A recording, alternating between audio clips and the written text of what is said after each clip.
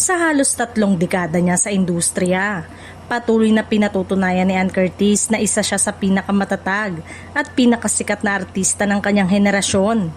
Kamakailan nga ay ipinagdiwang niya ang kanyang ika-29 na anibersaryo sa showbiz sa pamamagitan ng isang Thanksgiving press conference na inihanda ng kanyang home studio na Viva Entertainment bilang pagkilala sa kanyang mahaba at matagumpay na karera.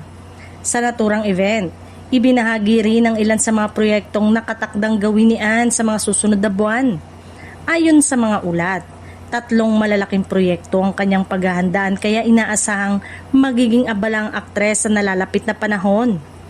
Dahil dito, usap-usapan ngayon sa ilang entertainment circle na maaaring mas madalang muling mapanood si Ann sa noontime program Night Showtime. Kung dati ay regular siyang napapanood bilang isa sa mga pangunahing host, tila magiging limitado muna ang kanyang paglabas habang tinatapos ang iba pang commitments. Ayon sa isang source, posibleng maging guest host na lamang muna si Ann sa ilang episode ng programa. Hindi naman umano ito nangangahulugan ng kanyang tuluyang pag-alis, kundi isang paraan lamang upang mabalanse ang kanyang oras sa pagitan ng hosting at iba pang proyekto. Nauunawaan naman umano ito ng kanyang mga kasamahan sa programa, kabilang na si Vice Ganda na matagal nang nakatrabaho ni Ann.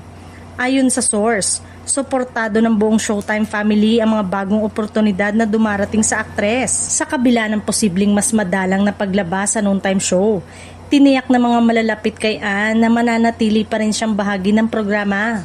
Sa ngayon, nakatuon muna ang aktres sa mga bagong hamon sa kanyang karera habang patuloy na nagpapasalamat sa halos 29 na taong pagmamahal at suporta ng kanyang mga tagahanga.